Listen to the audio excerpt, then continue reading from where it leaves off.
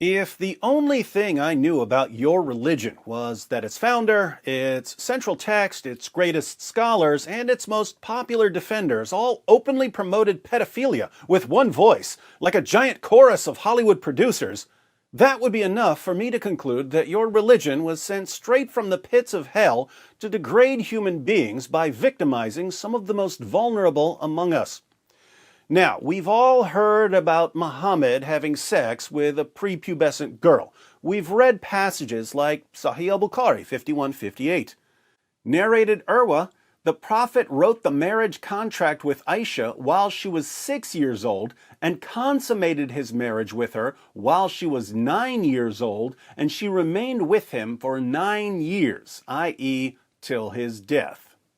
We've seen our favorite dawagandist, Ali Dawa, claiming that if his daughter got her first period at the age of 9, he would tell her that she's ready for marriage. If my daughter reached the age of menstruation at 9 years old, I would say you are ready. You are ready to get married.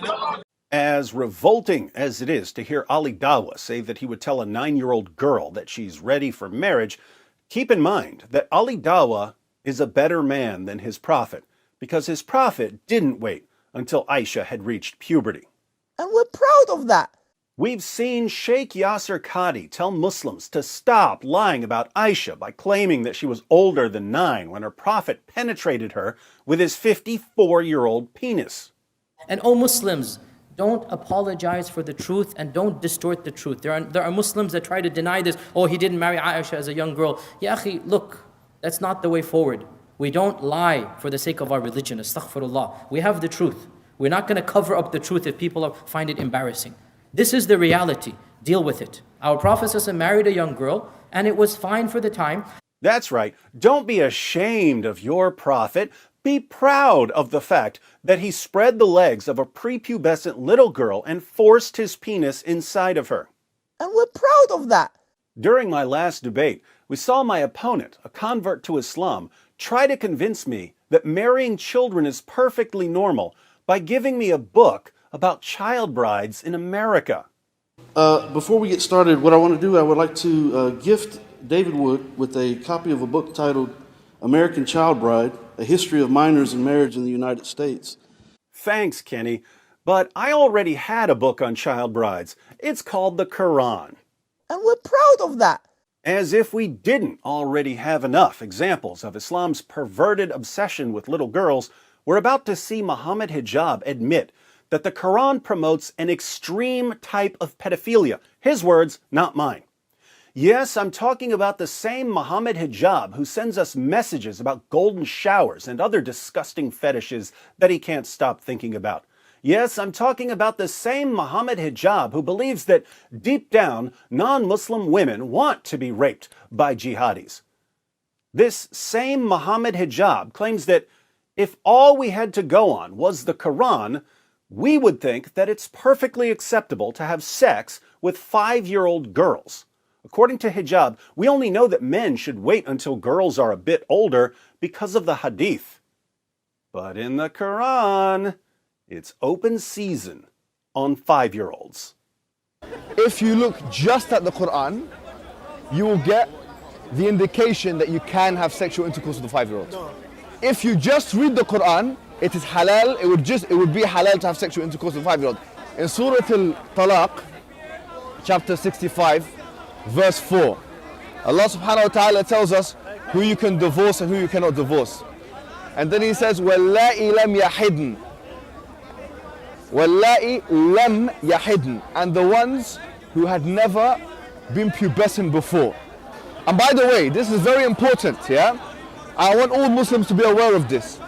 The reason why we don't have sexual intercourse with 5-year-olds and 6-year-olds and 7-year-olds or whatever is not because of puberty.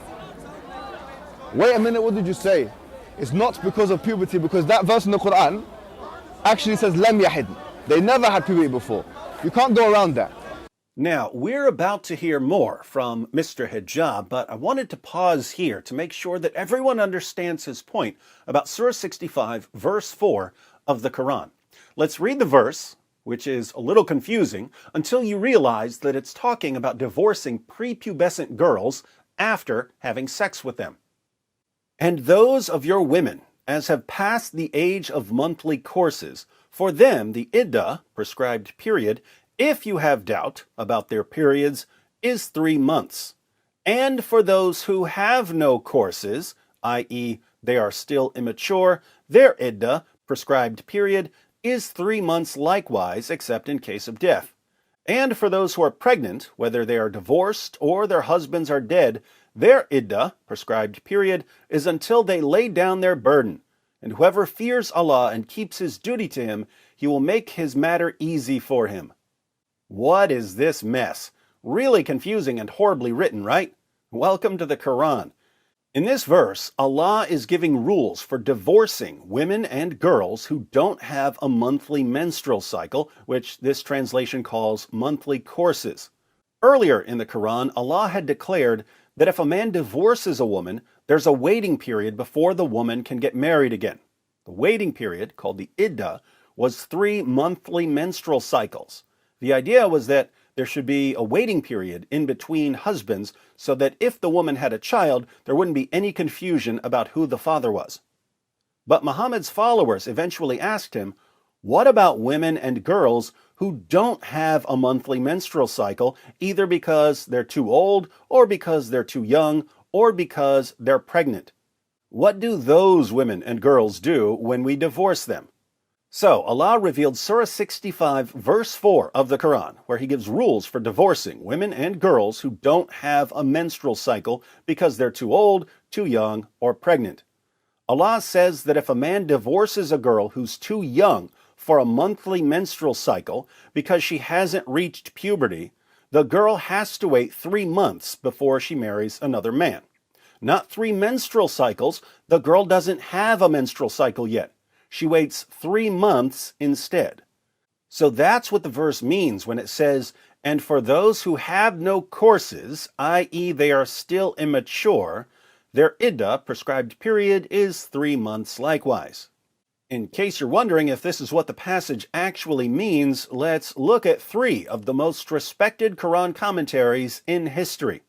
According to Ibn Kathir, the words, and for those who have no courses, refer to the young who have not reached the years of menstruation, i.e. prepubescent girls. According to Tafsir Jalalain, this verse is referring to those who have not yet menstruated because of their young age, i.e. prepubescent girls. Ibn Abbas gives the historical background, and for such of your women as despair of menstruation because of old age, if ye doubt about their waiting period, their period of waiting shall be 3 months. Upon which another man asked, O Messenger of Allah, what about the waiting period of those who do not have menstruation because they are too young, along with those who have it not because of young age? Their waiting period is 3 months.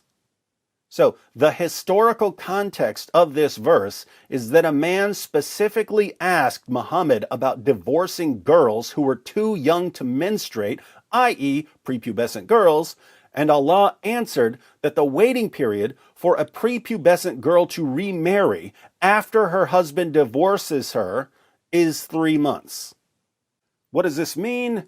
It means that, according to the Quran, a man can marry a prepubescent girl, then have sex with her, then divorce her, then pass her on to the next man who can marry her, have sex with her, and divorce her, and so on, all before the girl has ever reached puberty.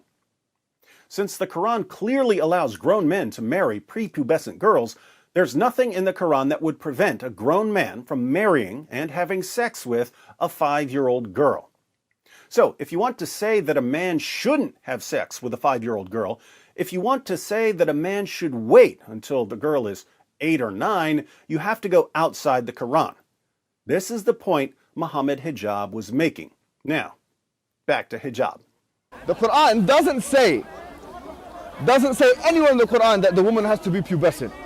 I dare you to find one verse in the Quran where it says you're not allowed to marry someone based on harm, or you're not allowed to have sexual intercourse based on harm, or you're not allowed to marry someone based on puberty. So if you're a Quran alone, you're allowed to have sexual intercourse with 5-year-olds. Get me one verse in the Quran which says the woman has to be pubescent. One verse. I want one verse in the Quran from the beginning of the book to the end of the book which says that she has to be pubescent. So okay, so that makes it halal from your perspective. From your perspective, it's halal. You know, in the Quran it says, حُرِّمَتْ عَلَيْكُمْ أُمَّهَاتِكُمْ. It says you're not allowed to marry your mum. It says you're not allowed to marry your sister, your auntie. Where does it say you're not allowed to marry a prepubescent? I'm looking for one verse that you can say, you pinpoint it and say this is where it says prepubescent marriage or whatever is not allowed. So if you're Quran alone, you're steered towards pedophilia, and a severe type of pedophilia, a wife abuse, a severe type of wife abuse. Yes, Muhammad Hijab, one of the great dawagandists of our time, says that if you just go with the Quran, it will steer you towards a severe type of pedophilia. So if you're Quran alone, you're steered towards pedophilia, and a severe type of pedophilia. That's why we need the Hadith, to steer us towards a less severe, more moderate type of pedophilia. Think about this. There are perverts all over the place. We know about the Catholic priest scandals. There are atheist pedophiles. If you watch a few episodes of To Catch a Predator, you'll see sexual predators from all kinds of backgrounds. But here's the thing. People who think that sex with children is okay generally have to keep quiet about that. They don't get to go around running their mouths about the joys of pedophilia. If they were to openly promote pedophilia, they would run into some problems. Anyone who openly promotes pedophilia in the 21st century will be publicly exposed and condemned. There's only one exception. Where do you see grown men openly discussing sex with little girls and getting away with it? Where do you see grown men publicly trying to convince other grown men that there's nothing wrong with marrying little girls? Only in Islam, and it's just part of dawah. And the better you are at defending pedophilia, the more popular you'll become as a Muslim apologist. Only in Islam. If an atheist came out tomorrow and said, there's nothing wrong with a grown man having sex with a little girl, he would be shunned by the atheist community. If a Christian came out tomorrow and said, there's nothing wrong with a grown man having sex with a little girl, he would be shunned by the Christian community. But in Islam, not only is it perfectly acceptable to defend and promote sex with little girls, it's apparently one of the defining features of Islam's top scholars and most beloved apologists. Why are these grown men in Western nations in the 21st century openly defending and promoting pedophilia? Because their prophet was a pedophile. You're proud of that. You're proud of that. You're proud of that. It just backfired on you. You're proud of that. You're proud of that. You're proud of that. It just backfired on you. This is a part of our religion. There's a reason to it. Yeah?